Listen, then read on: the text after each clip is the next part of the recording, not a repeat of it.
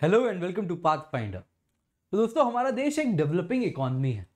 तो developing economy होने के नाते हमारे देश में काफ़ी ज़्यादा गरीबी है, इसमें कोई दो मत नहीं है। तो गरीबी है एंड हमेशा से एक स्ट्रगल चल रहा है कि हम अपने देश में गरीबी जो पॉपुलेशन है, जो गरीब पॉपुलेशन है, उनको हम दो वक्त की रोटी दिलाएं या फिर अपने कहीं ना कहीं पर्यावरण उसको प्रोटेक्ट करें। तो इन दोनों में किसको तवज्जो दिया जाए, कैसे इनको बैलेंस किया जाए, ये हमेशा से काफ़ी मुश्किल रास्ता रहा है हमारे पॉलिसी मेकर्स के लिए। तो आज भी हम कुछ उसी टॉपिक को कवर करने वाले हैं। तो वेस्टर्न घाट्स में रेलवे ट्रैक डबलिंग की जा रही है, कुछ इंपॉर्टेंट लोकेशन है वहाँ पे, एंड इसको रिसेंटली अप्रूवल मिल चुकी है, इन्वायरमेंटल क्लियरेंस मिल चुका है। तो इन्वायरमेंटलिस्ट का कहना है इस प्रोसेस में काफ़ी प्रोसीजरल लैप्सेस हुए हैं। तो वो क्या लैप्सेस हैं, आज हम वो समझेंगे।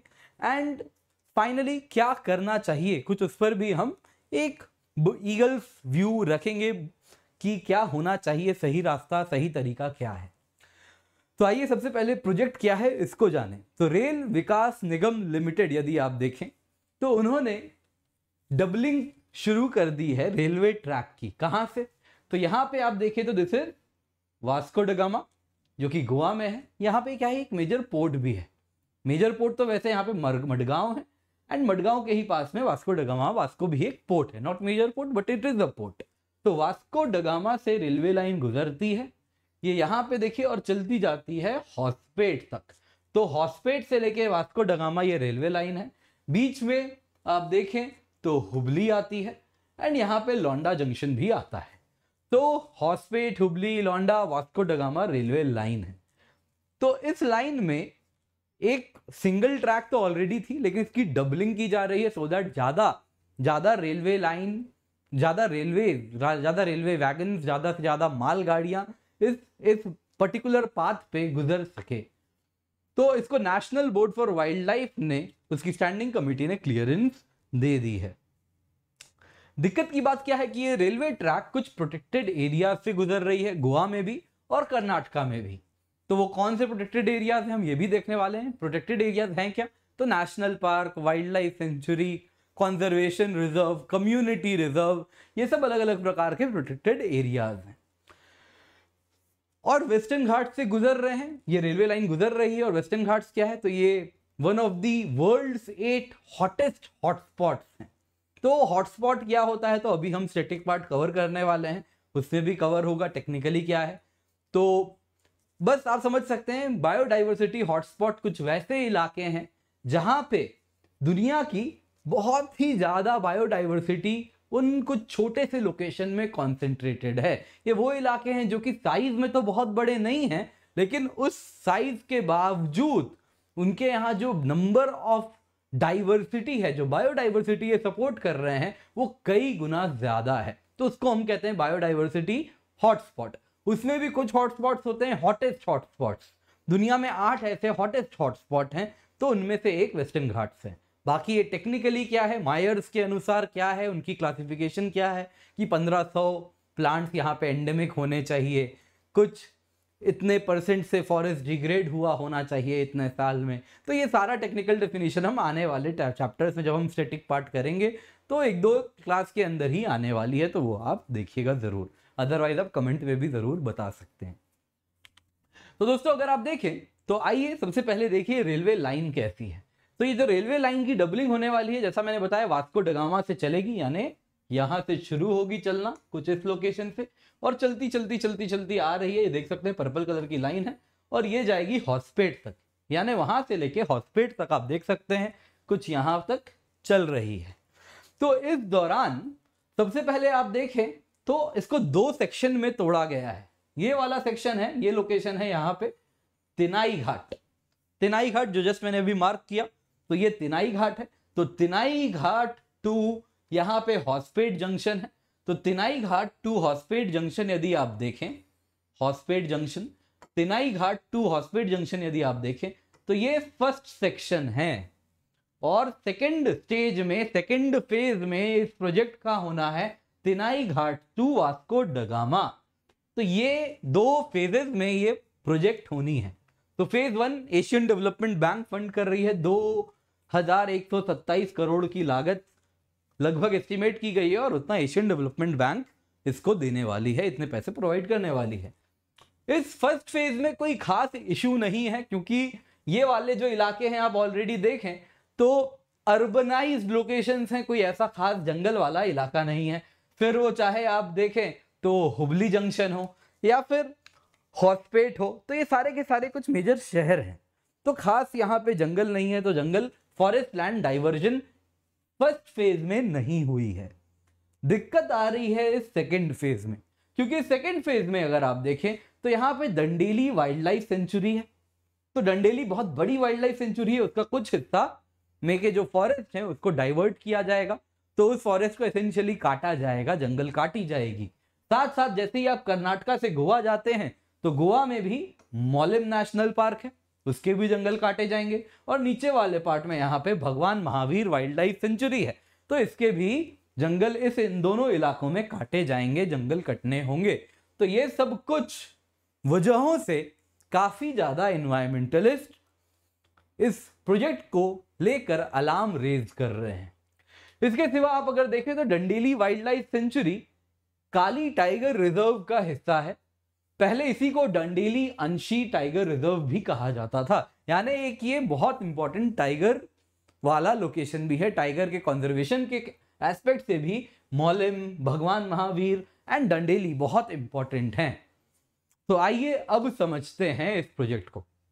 तो जो सेकेंड फेज है इस प्रोजेक्ट का, यानी कि तिनाई घाट से वास्को डगामा तक, ये वाला जो पार्ट है जो प्रोजेक्ट का, इसको फर्दर दो भाग में तोड़ा गया है, एक कर्नाटका लाइन और एक गोवा पार्ट।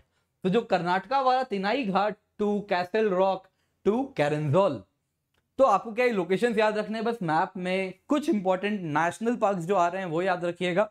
एंड ये लोकेशंस बस कोशिश कीजिए याद रहे तो ठीक है, वैसे खास इंपॉर्टेंट नहीं होने चाहिए, नहीं है। तो फेज 2 में अगर आप देखें तो इस स्ट्रेच को फर्दर दो भागों में तोड़ा गया है। तो पहला स्ट्रेच है Tinai Ghat to castle rock to कैरेंजोल और सेकेंड स्ट्रेच है कैसल रॉक टू क्यूलन। तो ये दो भाग हैं। तो अब अगर इन दो भागों को अगर आप देखें तो इसके अनुसार कुछ प्रोसीजर भी दिया गया था और उस प्रोसीजर पे कुछ प्रोसीजरल लैप्सेस भी हुए हैं। तो ये जो दो हिस्से हैं, तिनाई Ghat to castle rock to कैरेंजोल और कैसल रॉक टू क्यूलम, ये कहाँ है, गोवा वाला स्ट्रेच है। और ये वाला स्ट्रेच अगर आप देखें तो कर्नाटका स्ट्रेच है। तो इस पर हम फिर आएंगे थोड़ी देर बाद, बस आपको अभी बताने के लिए है।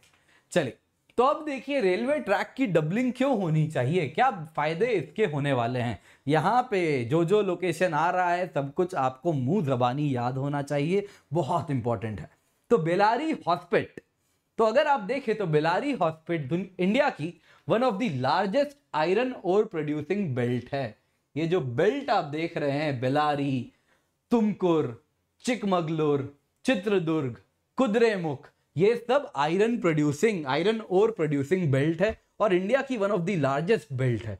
तो यहां से जो रेलवे लाइन जा रही है वो मरमागांव पोर्ट तक जाएगी और इस प्रकार से मरमागांव पोर्ट इस आयरन ओर प्रोड्यूसिंग रीजन से जुड़ जाएगी। तो क्या होगा, जाहिर सी बात है हमारे आयरन ओर दुनिया में इजीली एक्सपोर्ट हो पाएंगे। यही होना है यहां से, है ना, दुनिया भर में एक्सपोर्ट होने लगेंगे। लाइकवाइज दुनिया भर से जो कोल आती है, इंडिया क्या करता है, नेट इंपोर्टर है कोल का। हमारे स्टील प्लांट्स को क्या चाहिए, कोल चाहिए ऑपरेट करने के लिए, हम सेल्फ सफिशिएंट नहीं है कोल में।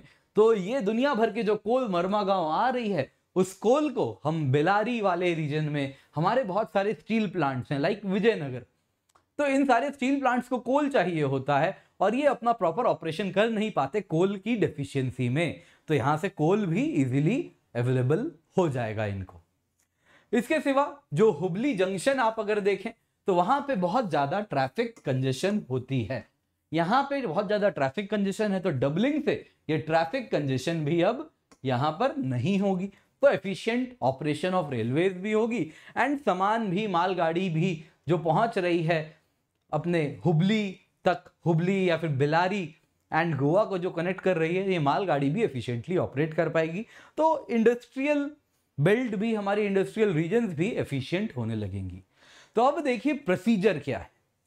अब ये प्रोजेक्ट करना है, सही बात है, अगर बेनिफिशियल है तो प्रोजेक्ट होना चाहिए, लेकिन प्रोजेक्ट करते टाइम एनवायरनमेंट का भी ध्यान रखना है, तो उसके अनुसार क्या किया जाएगा, कुछ सिस्टमेटिक गाइडलाइंस होंगे, तो वो कुछ प्रोसीजर होंगे। तो आइए वो प्रोसीजर के अनुसार क्या होना चाहिए था। तो वाइल्ड लाइफ प्रोटेक्शन एक्ट 1972 साफ साफ बोलती है, स्टैटिक में हम करने वाले हैं एनवायरमेंटल लेजिस्लेशंस, तो उसी में ही ये सब कवर होगा कि जब भी कोई फॉरेस्ट लैंड किसी भी टाइगर रिजर्व के अंदर डाइवर्ट की जा रही है डेवलपमेंटल एक्टिविटी के लिए, तो अप्रूवल चाहिए national board for the wildlife की। National board for the wildlife क्या है?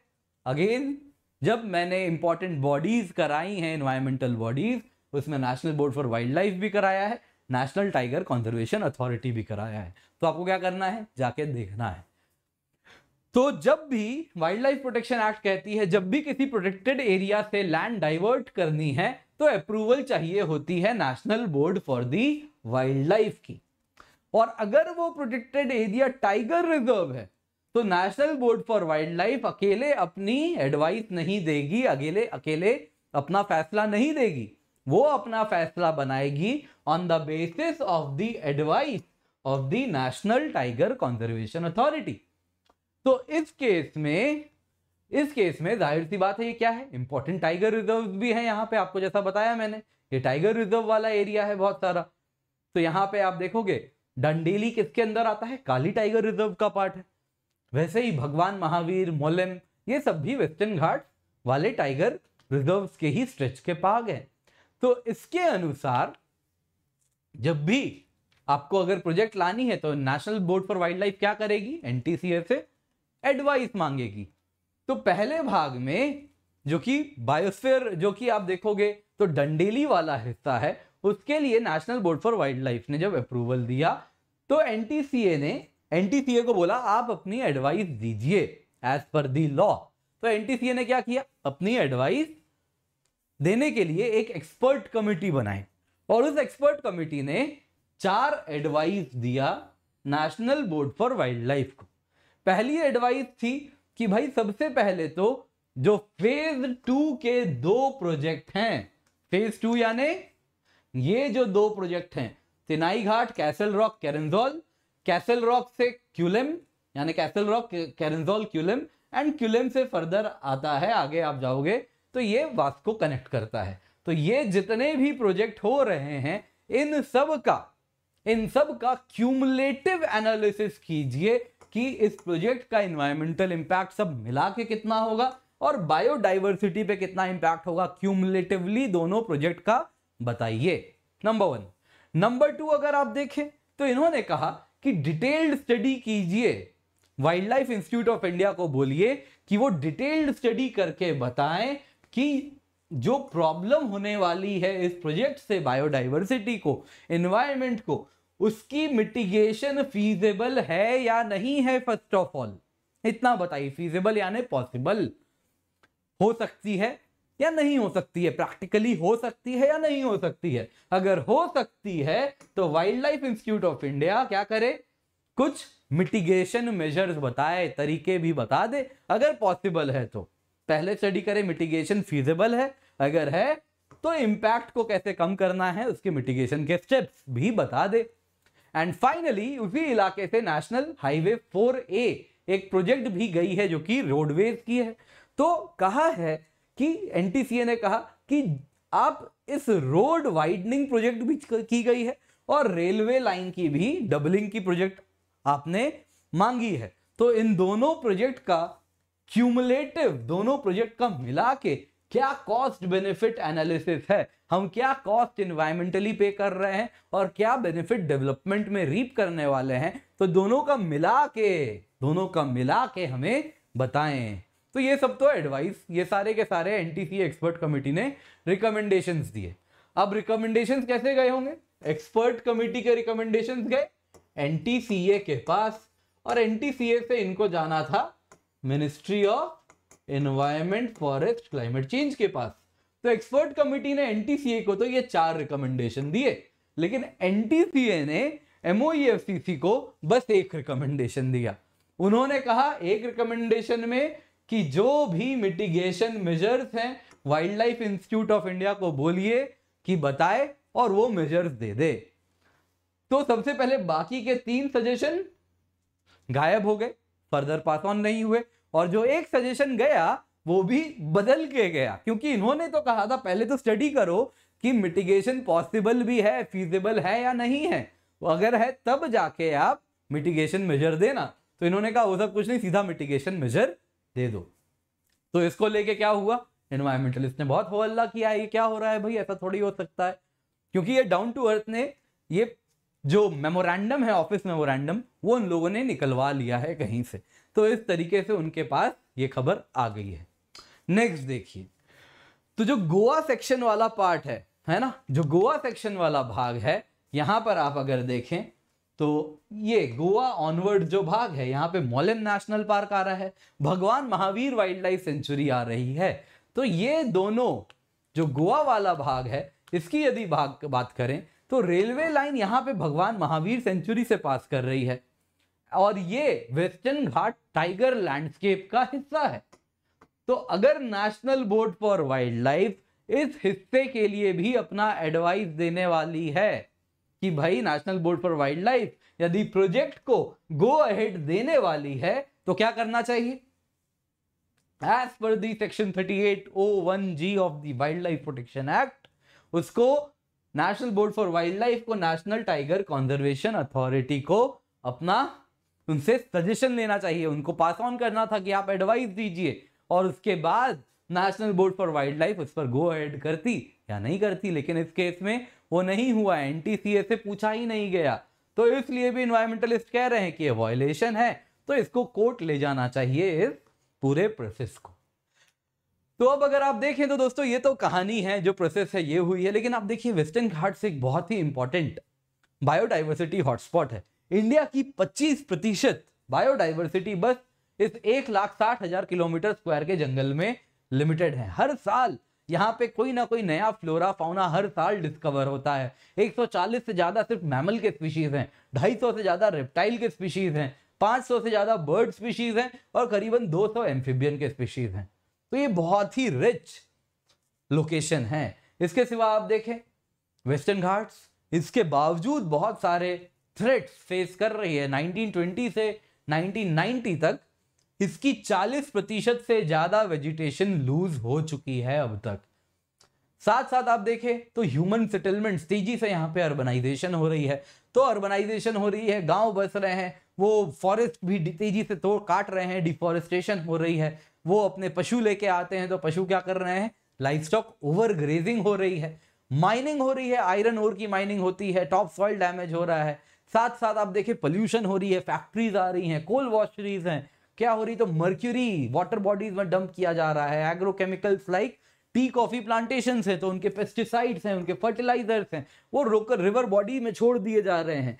साथ साथ आप देखें तो इस प्रकार के रोडवेज, रेलवेज आ रहे हैं। तो इस वजह से क्या हो रही है, फॉरेस्ट फ्रैगमेंटेशन हो जा रही है, जिस वजह से जो जीन पूल है यहाँ के स्पीशीज का, वो जितना वाइड होना चाहिए वो वाइड हो नहीं पाता। जीन पूल में ज्यादा इंटरमिक्सिंग नहीं हो पा रही, तो बायोडाइवर्सिटी, जेनेटिक लेवल पे जो डाइवर्सिटी है, जेनेटिक डाइवर्सिटी, वो वाइड नहीं हो पा रही। अगर वो वाइड नहीं हो पाएगी तो स्पीशीज एक्सटिंक्शन के करीब पुश होता जाता है। कैसे, अगेन मैंने स्टैटिक पार्ट में कवर कराया है जब मैंने आपको जेनेटिक डाइवर्सिटी पढ़ाई है।